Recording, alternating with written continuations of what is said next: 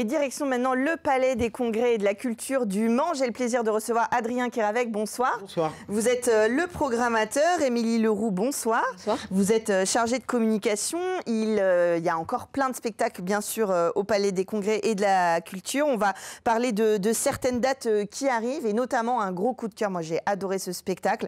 Le Soldat Rose, le 8 mars prochain. C'est le retour de cette grande comédie musicale. Oui, c'est ça, nouveau casting, mais c'est toujours la même histoire. La mise en scène a un petit peu évolué. Donc ça sera le 8 mars prochain. Le Soldat Rose fête ses 15 ans. Et du coup, ça sera l'occasion de revivre la grande épopée du Soldat Rose qu'on a pu connaître quand on n'avait pas encore de cheveux blancs. C'est ça. Alors,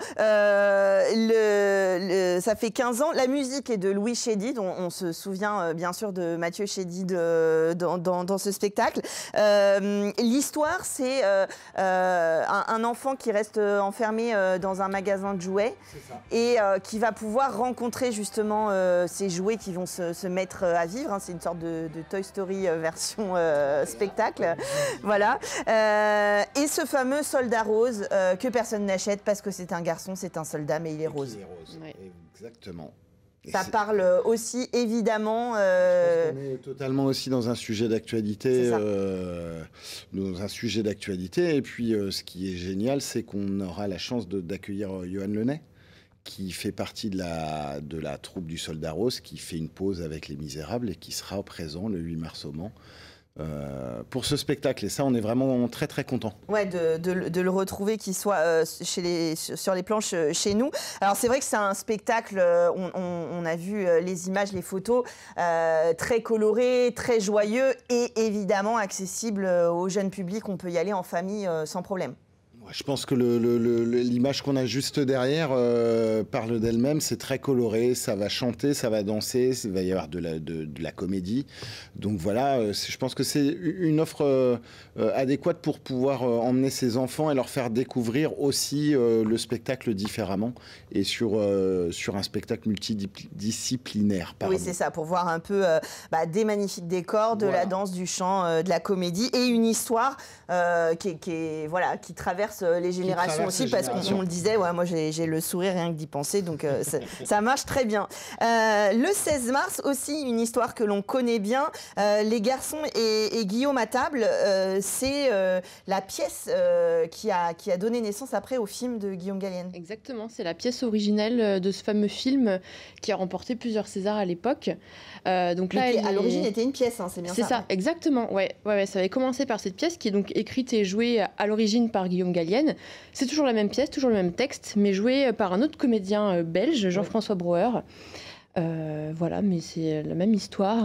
Donc c'est l'histoire d'un garçon qui grandit en s'habillant parfois comme une fille et sa mère entretient un petit peu l'histoire, oui. Toute sa famille le présente comme quelqu'un de très efféminé, comme étant potentiellement gay, et donc il rentre complètement dans ce moule-là, même à l'extrême, et il grandit dans ce contexte un peu particulier.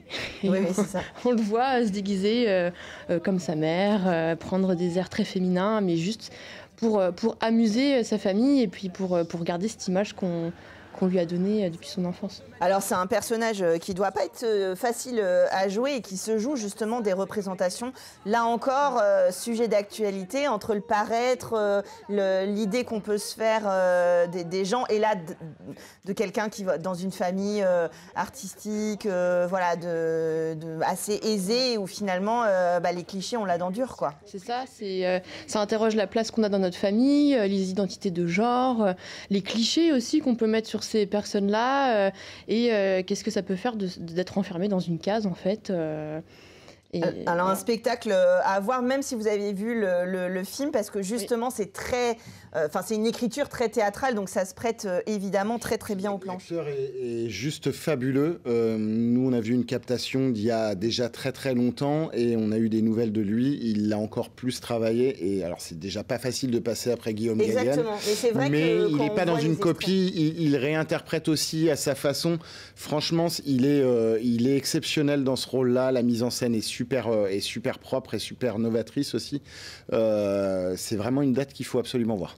En plus, c'est vrai que justement, peut-être que ça facilite la découverte de ce spectacle après le film, d'être avec un autre acteur et de se plonger vraiment dans son jeu de scène à lui. Oui. En plus, c'était un dimanche après-midi, donc c'est aussi une ouverture sur, alors je vais pas dire pour toute la famille, mais on peut aussi emmener des jeunes ados.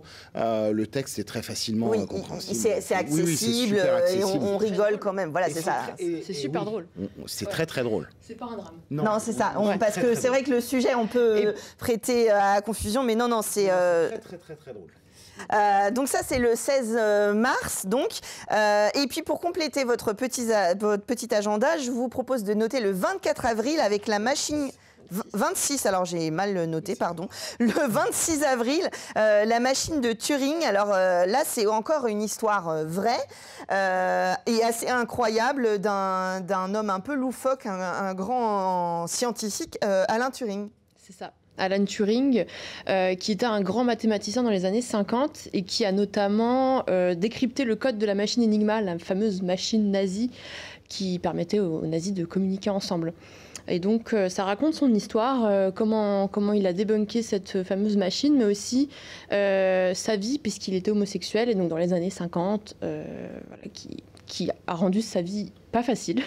C'est ça. Et puis alors, le pitch de départ, c'est qu'il a été victime d'un cambriolage, et du coup, ça le fait sortir de chez lui, parce que c'est un personnage un peu particulier, qui vit un peu reclus, et qui du coup va se retrouver face aux policiers, et qui va devoir se confronter quelque part à la vraie vie, où les gens vont devoir se confronter à lui, je sais pas. En fait, je pense que c'est un mélange des deux. Non, c'est une pièce qui date de 2017, qui avait eu 4 Molières à l'époque. On est sur... Alors, c'est pas spécialement de la comédie au sens pur. C'est une pièce de théâtre historique. On rit aussi beaucoup. Il y a beaucoup aussi d'émotions. Moi, je l'ai vu à Avignon il y a 2 ans. Le rideau s'est fermé. Tout le monde, les 800 personnes se sont levées d'un coup. Si vous n'allez pas souvent au théâtre, je pense que c'est une des pièces qu'il faut aller voir. Alors, je dis ça à chaque fois, mais parce que c'est mon côté, il faut que je vende des pièces. Mais non, c'est très facile d'accès. Il y a un film qui a été tiré aussi de cette histoire-là. Ça fait écho. Et Benoît Solès, qui joue le rôle principal, c'est lui qui a écrit la pièce, etc. C'est super joli, c'est absolument à voir. Oui, il y a un côté technique, esthétique. Alors, c'est vrai que ça fait un petit peu penser justement à des séries ou des films avec des actions où on rentre dans la psychologie des personnages comme ça. Et finalement, encore une fois, on est sur un sujet qui peut être mis en parallèle avec ceux qui font les hackers ou ceux qui font des recherches chez eux et qui sont un petit peu coupés de l'intelligence artificielle, parce qu'au final, la machine qu'il a créée pour décoder les messages nazis, c'était les prémices de l'intelligence artificielle qu'on connaît aujourd'hui au final. Et le rapport entre la personne, l'intelligence de l'homme et de la machine. D'ailleurs, ils en jouent sur scène esthétiquement avec des objets, des lumières. Un mur d'écran qui évolue, un mur d'écran LED qui évolue avec plein de choses qui se passent. Et, esthétiquement, c'est très joli. Ouais. Est-ce qu'on est dans les années 50-60 dans le film ? Enfin, pas le mur de LED, mais... Juste ça, ils l'ont adapté. Oui. Après, C'était en Grande-Bretagne. Enfin, moi, j'ai pas mis l'accent comme vous, mais... C'était anglais. Alors, la scénographie est assez simple. Il y a ce mur de LED et puis il y a quelques éléments à côté. Mais ils sont 2 sur scène, mais ça marche très très bien. On s'ennuie pas pendant 1h30. Et c'est vraiment génial. C'est du théâtre peut-être un petit peu plus classique dans le sens, sur le modèle du terme. Pas sur une comédie de boulevard. Il y a quelques portes qui claquent, mais c'est pas dans le même but. Il n'y a pas d'amande dans le placard, mais on passe à un excellent moment aussi. Et puis si on est un petit peu curieux sur cette histoire et qu'on veut découvrir ce personnage historique qui a vraiment existé. Et puis le 30 mai, Gisèle, où là on va avoir un magnifique spectacle de danse. Oui, tout à fait. Une réécriture du ballet classique, voilà, merci Gisèle, qui a donc été revisité plutôt avec de la danse contemporaine et avec un fond aussi de sujets de société, puisque ça parle aussi de violences faites aux femmes. Donc, alors c'est Gisèle d'ailleurs avec un S entre parenthèses pour parler de toutes ces femmes. Toutes les femmes victimes, c'est ça exactement.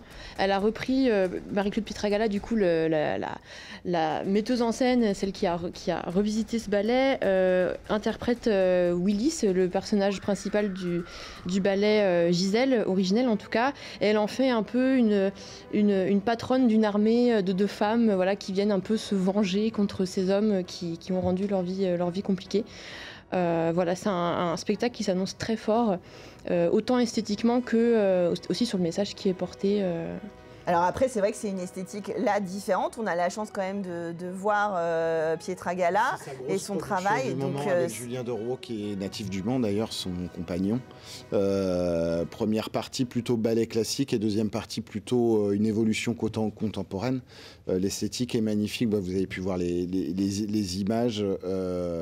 Et ça sera le dernier spectacle du Palais des Congrès, comme on le connaît aujourd'hui, avant les 3 ans de travaux. Il y a 3 ans de travaux. Donc, si on veut voir voilà, un vrai ballet et puis qui s'inscrit à la fois dans l'histoire et qui propose... Classique et moderne, voilà, absolument. Il faut absolument venir. Surtout que Pietragala fait aussi un peu partie de l'histoire du Palais des Congrès parce qu'elle est souvent venue proposer ses nouvelles créations et on trouvait ça plutôt intéressant de terminer avec elle. C'était un petit clin d'œil. Et puis aussi à Julien Derouault qui est natif du Mans. Donc c'était une saison, on mettait aussi, tant qu'on pouvait, des acteurs, en tout cas des acteurs de la vie culturelle mancelle. Et on sera ravis de les retrouver. Ça, c'est le 30 mai. Bien sûr, vous prenez vos places sur le site lemans-congrès.com et vous les retrouvez tous ces spectacles. Et il y a d'autres dates, évidemment. Vous allez sur l'agenda et vous prenez vos places en ligne. C'est noté dans votre agenda. Merci à tous les deux d'être venus nous parler de ces dates de programmation. Et puis, nous, on va découvrir un autre bâtiment du Mans. L'histoire de la manufacture des tabacs au Mans. C'est avec Patrimoine Le Mans Ouest. On en parle dans un instant.